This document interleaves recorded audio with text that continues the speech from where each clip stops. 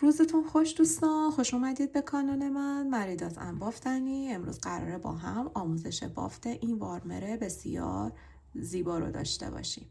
بریم با هم بی معطلی این آموزش رو به اضافه کل نکات داخل آموزش بهتون گفته شده. بریم با هم ببینیم.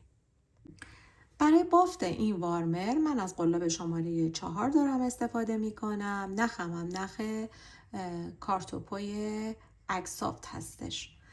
میام در ابتدای کار یه گره میزنم. چون برای یه دختر بچه دارم میبافم، پس تعداد زنجیره‌ای که میزنم به اندازه 10 سانت میشه.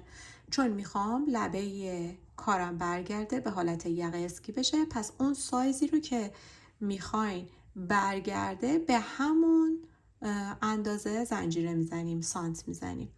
برای بزرگسالم از 15 سانت به بعد هست. باز شما لبه کار رو باید برگردونید ببینید چقدر براتون راضی کننده است. پس من یه گره میزنم، شروع میکنم به زنجیره زدن به اندازه 10 سانت میبافم، برمیگردم. خب ببینید من زنجیرم رو زدم به این شکل برگردونم. این مقدار میشه یقه برگردونه من. و من الان اینجا رو سانت بذارم. من تقریبا 11 سانت، شایدم 12 سانت من بافتم رو انجام دادم، زنجیره زدم. حالا میام یه تک زنجیره رو جا میذارم، میام داخل بعدی شروع میکنم به بافت پایه های کوتاه داخل هر زنجیره. پس بدون هیچ کم و زیادی من داخل هر زنجیره یک پایه کوتاه میبافم. خب ببینید من تا انتهای رنج بافتم. حالا میام یه تک زنجیره میزنم، کار رو برمیگردونم. حواستون باشه این قسمتی که نخت هست صاف میره کار ما و از این قسمتی که نخ نیست ما اضافه کردن داریم. پس این قسمت الان اینجا نخه، کار رو برمیگردونم، تک زنجیرم رو زدم. حالا میام روی این گندمیا قسمت پشتی رو میگیرم، یعنی بک لوپ میبافم. ببینید این رو بهش میگن لوپ، پس پشتی رو میبافم، بک لوپ. شروع میکنم به زدن پایه های کوتاه به این شکل.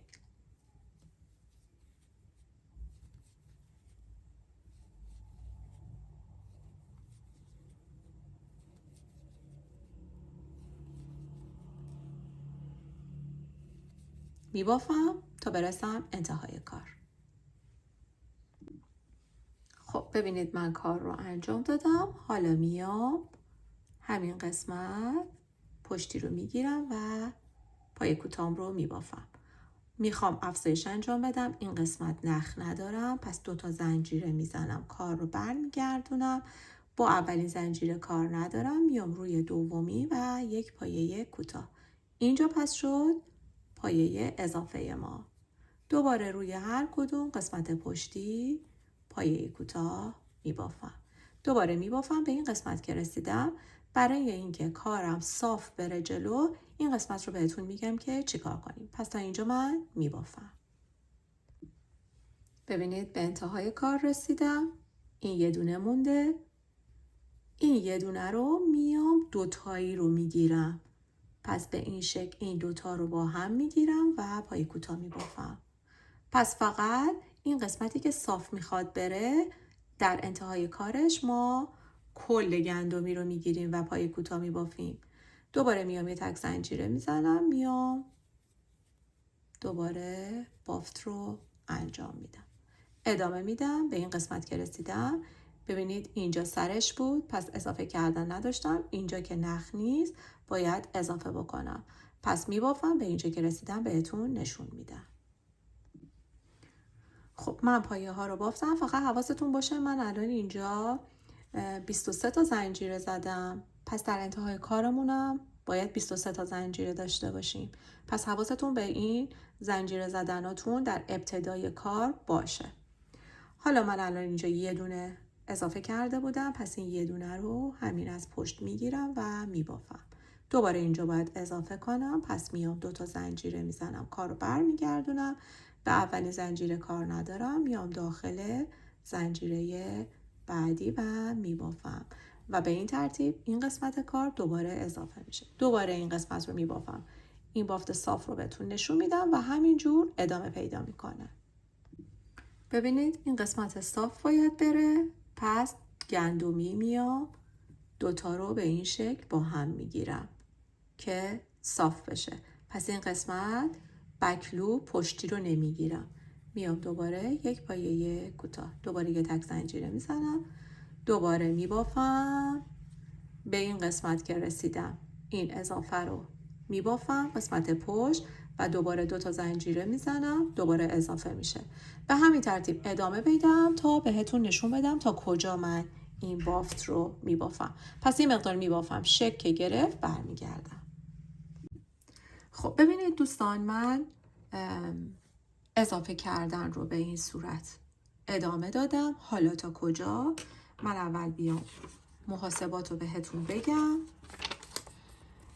ببینید من اومدم اندازه دور سر اون شخص رو در نظر گرفتم، شده 50 سانت. 50 سانت رو منهای 5 سانت میکنیم، میشه 45 سانتی متر. 45 سانتی متر رو حالا تقسیم بر 2 میکنیم، میشه 22.5 سانت. پس این تقسیم بر 2 یعنی چی؟ یعنی این اضافه کردن رو من 22 سانت انجام دادم، 22 سانت و نیم بعد 22 سانت و نیم انجام دادم، 22 سانت و نیم بعد رو باید کم بکنم. ببینید الان من سانت رو که بذارم یه کوچولو بکشم، نمیخوام شکل این بافتم به هم بریزه، یه کوچولو به این صورت بکشم، 22.5 رو به هم میده. پس 22.5 تا اینجا شد.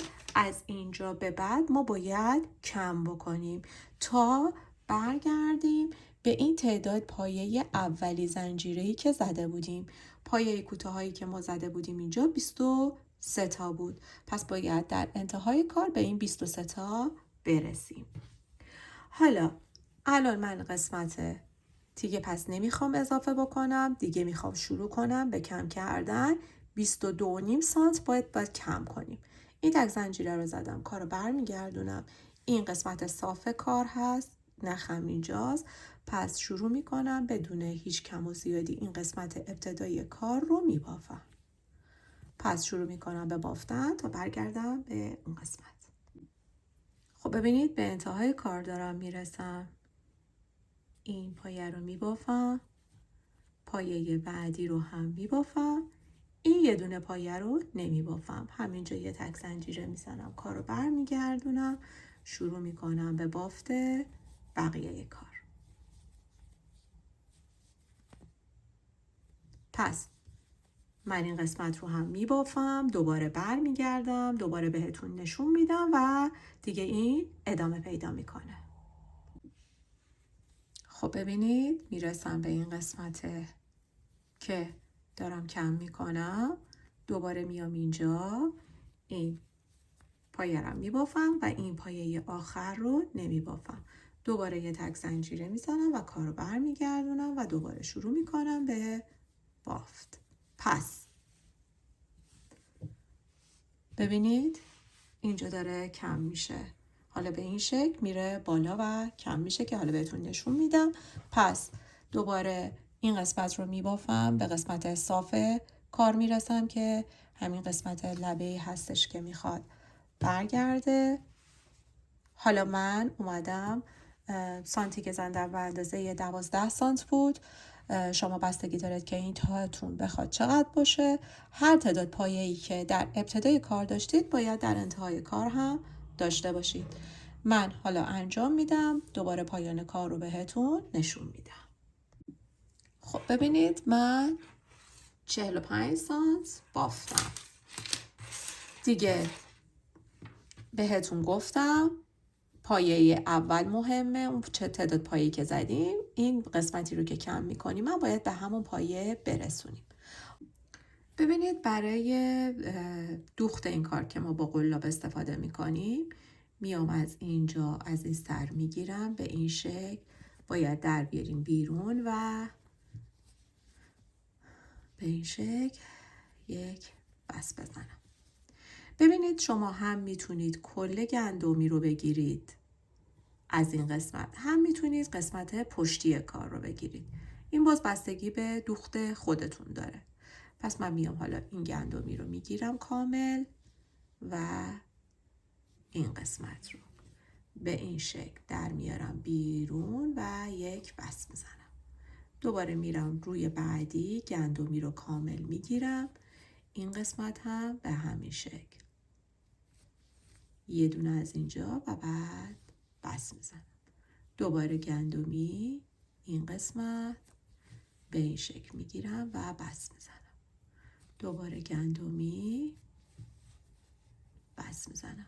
به این ترتیب تا انتهای کار بافته میشه.